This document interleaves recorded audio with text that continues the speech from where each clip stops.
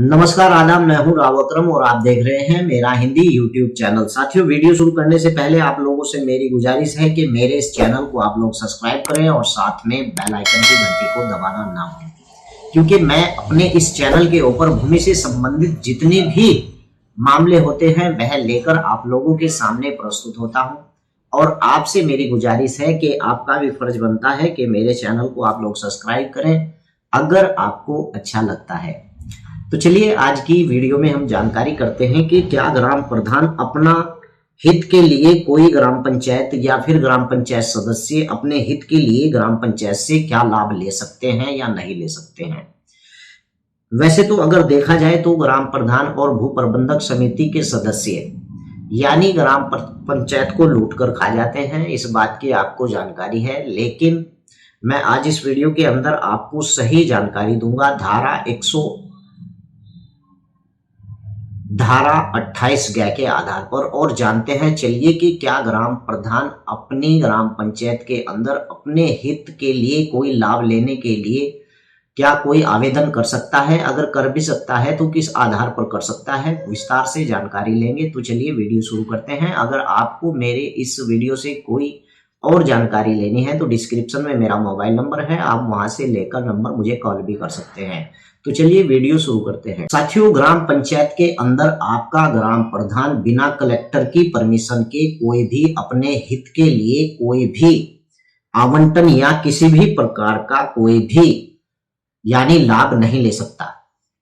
इसी प्रकार से अगर आपके गांव के अंदर भूमि प्रबंधक समिति का कोई भी सदस्य है या ग्राम पंचायत का कोई भी सदस्य है, वह भी अपने लाभ के लिए किसी प्रकार का कोई भी हित ग्राम पंचायत के अंदर नहीं जताएगा और किसी भी आवंटन में बिना कलेक्टर की परमिशन के भाग नहीं लेगा। साथियों, धारा 28 ग के अंदर इसी बात का प्रावधान है कि अगर आपका ग्राम प्रधान या उसके परिवार का कोई सदस्य अपने नाम से किसी प्रकार से आवंटन करा लेता है तो वह आवंटन रद्द समझा जाएगा।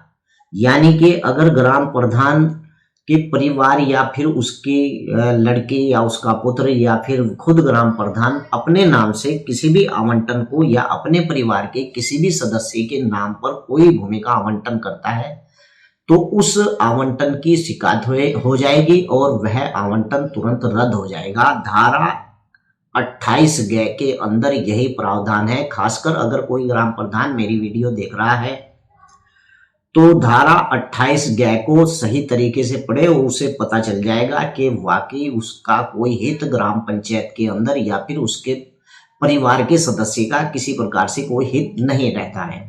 अब अगर ग्राम प्रधान को कहीं पर ऐसा भी नहीं है कि ग्राम प्रधान अमीर ही होता है, गरीब भी होता है।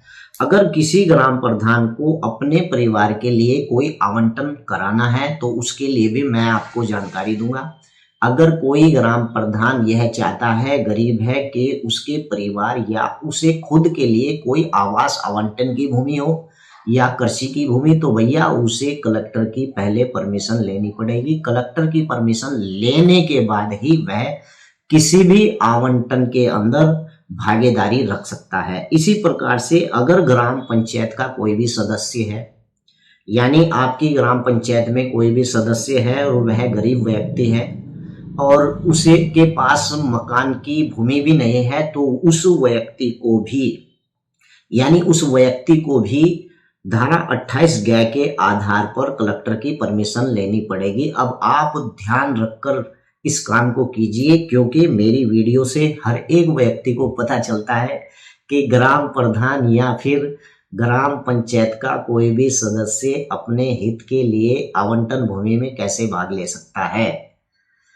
साथियों, इस वीडियो की बाबत मैं आपको इसलिए यह बता रहा हूं कि 90% ग्राम प्रधान और भू प्रबंधक समिति के सदस्य ऐसे होते हैं।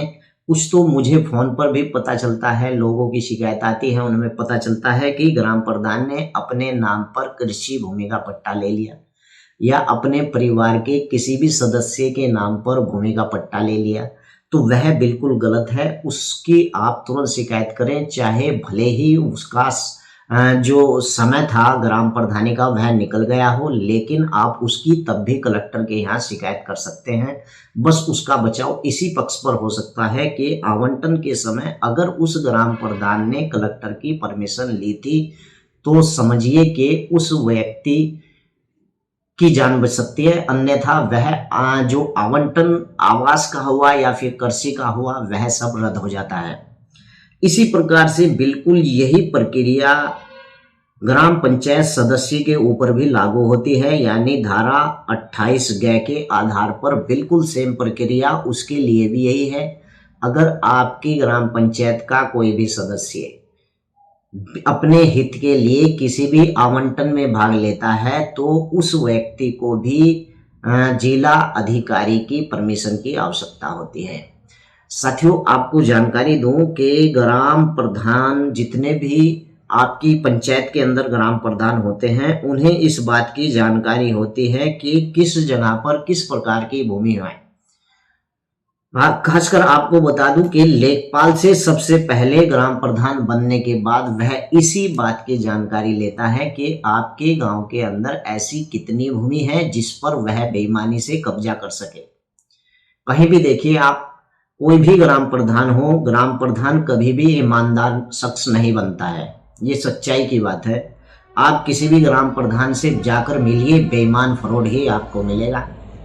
जबकि ग्राम प्रधान को इस बात की जानकारी होनी जरूरी होती है कि गांव की पंचायत के अंदर जितने भी परिवार रहते हैं उन परिवार को किस योजना की आवश्यकता है, या किस परिवार के पास मकान नहीं है, या फिर मकान की भूमि नहीं है, या कृषि भूमि का पट्टा नहीं है। अगर इस प्रकार की भूमि ग्राम पंचायत के अंदर नहीं है उन परिवारों के पास, तो ग्राम प्रधान को इसकी जानकारी 100% रहती है, क्योंकि जब वह ग्राम पंचायत के अंदर चुनाव लड़ता है तो उसे इन मामलों से पूरा आमना सामना करना पड़ता है और उसे पता होता है कि किस व्यक्ति के पास आवास की भूमि है या किस व्यक्ति की क्या आवश्यकता होती है। यानी कोई भी ग्राम प्रधान समय निकलने के बाद अगर यह कहता है कि तुम तो मेरे पास आए भी नहीं, तो उसकी यह गलती है। ग्राम प्रधान को सब मालूम होता है और फिर पूरे गांव का रिकॉर्ड ग्राम पंचायत ऑफिस के अंदर होता है, हर प्रकार की उसके अंदर जानकारी होती है। तो आज मैंने आपको इस वीडियो के अंदर बताया कि ग्राम प्रधान या उसके परिवार का कोई भी सदस्य किसी भी भूमि के अंदर अपना हित तभी यानी अपना लाभ तभी ले सकता है जब कलेक्टर की उसे परमिशन उसके पास हो, ऐसे ही ग्राम पंचायत का सदस्य ले सकता है। तो चलिए अगली वीडियो में फिर हाजिर होता हूँ। जय हिंद, जय भारत, खुदा हाफिज। लेकिन उससे पहले आपसे मेरी गुजारिश है कि मेरे इस चैनल को आप लोग सब्सक्राइब कर दें और साथ में बेल आइकन की घंटी दबा दें। अगर कुछ भी आपकी समझ में नहीं आता है तो डिस्क्रिप्शन में मेरा मोबाइल नंबर है, आप वहां से नंबर लेकर मुझे कॉल भी कर सकते हैं। जय हिंद, जय भारत, खुदा हाफिज।